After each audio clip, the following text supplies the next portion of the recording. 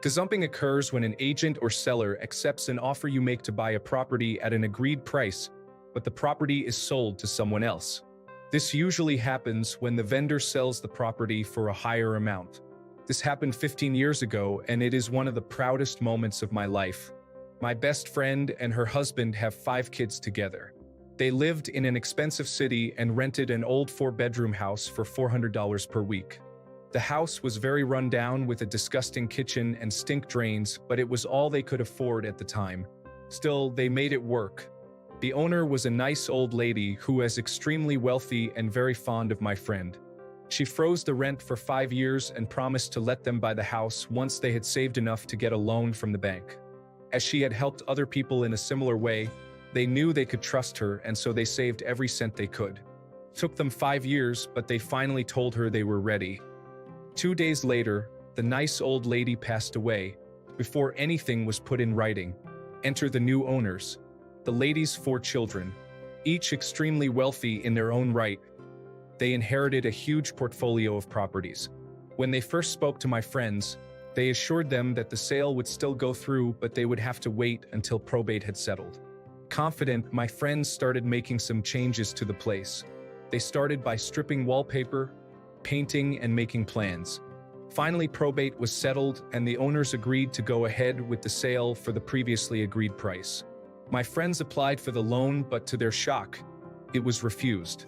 The owners had raised the asking price by $80,000 without telling my friends. To make things even worse, the house would be put on the open market. In 7 days, there would be an open house, and with the market the way it was, it would probably sell immediately. My friends were devastated.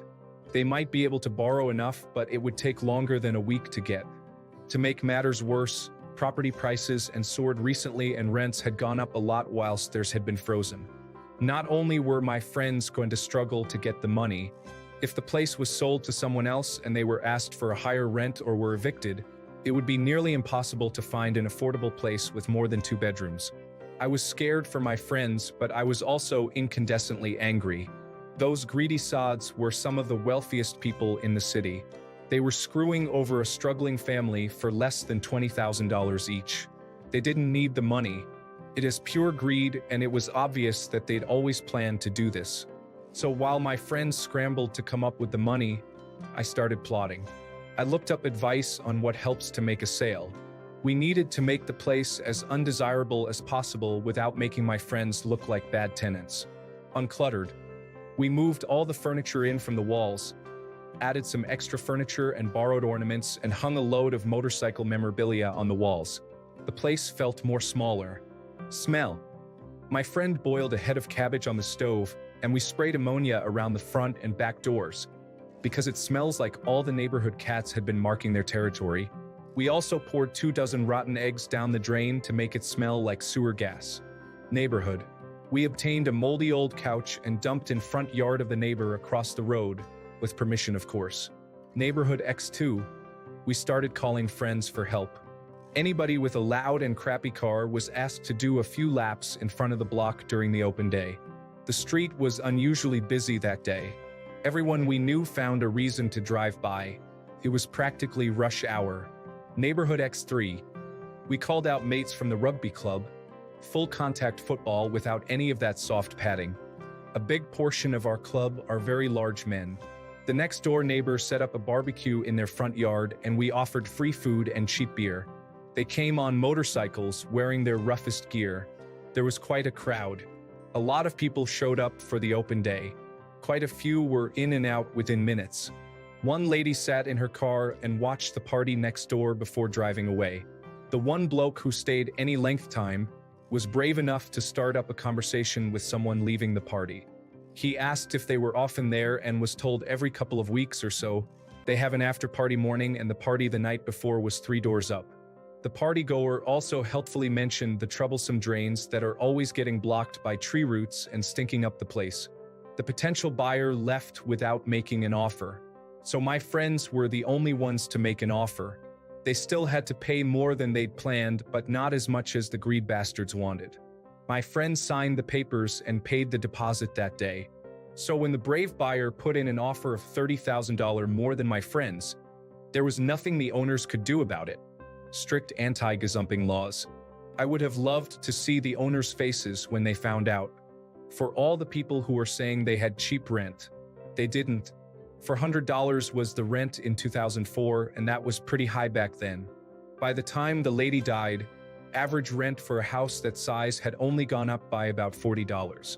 Nowadays, four-bedroom houses in that area go for approximately $800 per week. Comment by user. Out of vague curiosity, where did this happen? Reply by original poster. Sydney, Australia. Comment by user. I think the entire world needs more friends like you. The effort you went through is heartwarming. Absolutely brilliant. Reply by original poster. Thank you. It may have been my idea, but we had a huge amount of help. My friend is very kind to others. They are good people and as a result has so many friends willing to go the extra mile to help them. Comment by user. It's nice to see the good guys get a W here and there. This is a beautiful story and I am in awe and admiration of the reverse fuckery. About time. Your friends now have a valuable wealth-building asset, but more importantly, a family home where their children can feel secure. I often think back to the first house I bought, and I know it features heavily in my child's mythos. She still has dreams about it and so many positive memories. Now these kids will get a shot at the same, and that's wonderful. Reply by original poster. You'll be glad to hear that it's turned out well for them. They worked hard to pay off the mortgage and fix the place up. Eventually, they were in a position to put that place up for rent and buy another, nicer place to live in. They are good landlords and are considerate of heirs tenants. My friend's eldest son is 23 and just bought his first home. Their second son is now working towards his first place. Comment by user. Wasn't this on an episode of King of the Hill? Reply by original poster. Which episode? Comment by user. This is a good story. The first thing that jumped out at me, though, was the issue of them starting to renovate before they closed on the house.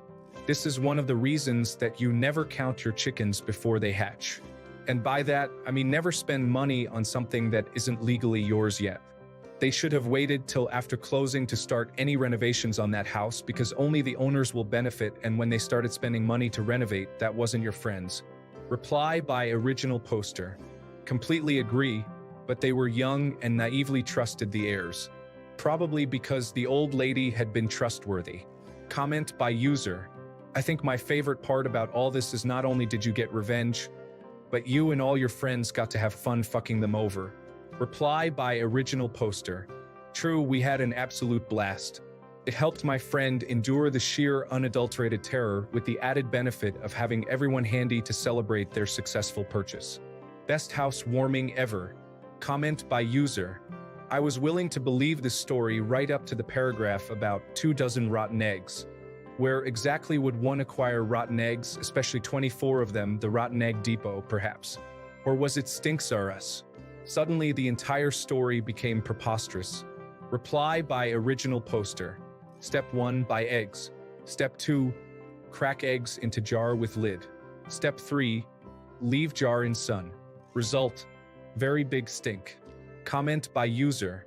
The eggs meant a lot of extra work for scant return. Maybe retail using stink bombs there. Reply by original poster. Nope, it was all about plausible deniability. Rotten egg doesn't leave much physical evidence when you add a butt of water.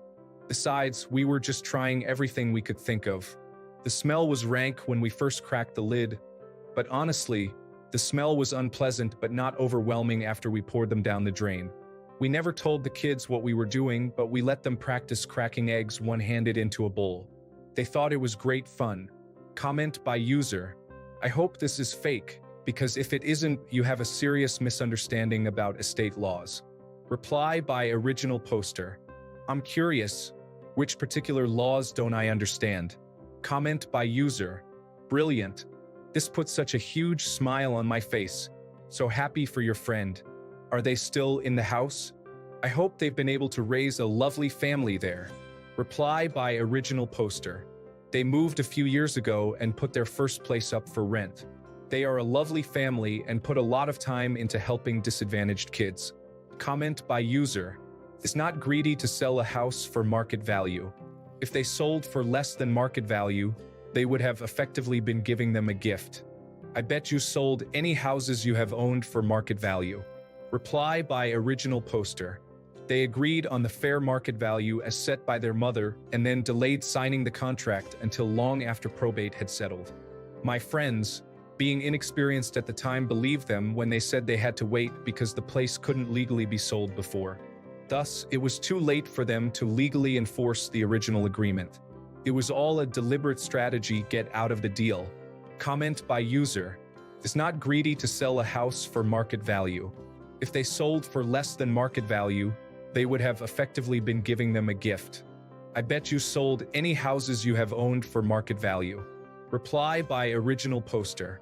Oh, and yes, I have sold places for fair market value, but I have also been honest in those sales. I don't merely paint over damage. I fix it properly, and if I can't, I don't hide it. There's a difference between fair market value and screwing people over. Comment by user. I read this as people take advantage of old lady and then screws over kids wanting fair market value. Reply by original poster. Not sure how you came to that conclusion. Maybe it would help to know that the lady lost nothing by freezing the rent. In Australia, we have something called negative gearing. Basically, owners get a tax break in expenses for rental properties. That can include lower rent than market value. She paid less tax and my friends had the opportunity to save money. Additionally, the agreed price was market value at the time. It just wasn't by the time probate went through. My friends made the mistake of not getting it in writing. The owners deliberately misled them. Turns out probate was settled months earlier. Comment by user. I get that the old lady's kids were assholes, but on what planet is anyone owed a house after having substantially discounted rent for years and years? Reply by original poster. It wasn't that they were owed a house. None of us thought that but was the fact that the new owners deliberately misled them for months. They continuously reassured my friends that they would sell for the agreed price and happily let them make improvements to the property with the expectation of impending ownership. In the meantime, the property market soared and average rents went through the roof. We found out that the open house had been booked 3 weeks before my friends were actually told. Normally, I would never consider ripping someone off like that, but as I said, I was furious. It was an unnecessarily cruel stunt. I wanted payback. They played stupid games with the wrong people, and for once in their privileged lives, they didn't win. Comment by user. Cool story. FYI, the reason for the pads is that many American football are in the 250 to 275 pounds range. Linemen can be well into the 300s, occasionally up to 375 pounds. Most players are 6 feet 0 inches tall, and again, some linemen are like 6 feet 9 inches. A normal human could withstand a rugby tackle. But having 4 or 5 300-pound men fall on you at high speed would be suicide. The forces they generate are not unlike a small car crash. I'm not sure what lbs and feet translate into in stones or frumples or quiddlywhacks or whatever units of measurement your country uses, but Google can help. Reply by original poster. You really need to have a closer look at a rugby union game. Those guys are huge. My husband is 6 feet 4 inches and was between 120 to 150 kilograms when he played. He was amongst the tallest but not the biggest by any means. The game is played by hard men and women. They tackle just as hard, if not harder than your lot. I don't think my husband ever ended a game without some blood and massive bruises. In fact, the game that forced him into retirement at 40 resulted in a shattered fibula and the complete separation of his ankle from his leg. 2 months in hospital, 6 months in therapy, 36 screws holding his leg together. Comment by user. Fake. No landlord gives 5 years free rent unless it's family. Reply by original poster. I said froze the rent, not free. $400 per week was a high rent for the area at that time. In Australia, you get a tax break if you rent your house for a lower rate. Please leave your story in the comments. Also, don't forget to like and subscribe to get new update. Thank you.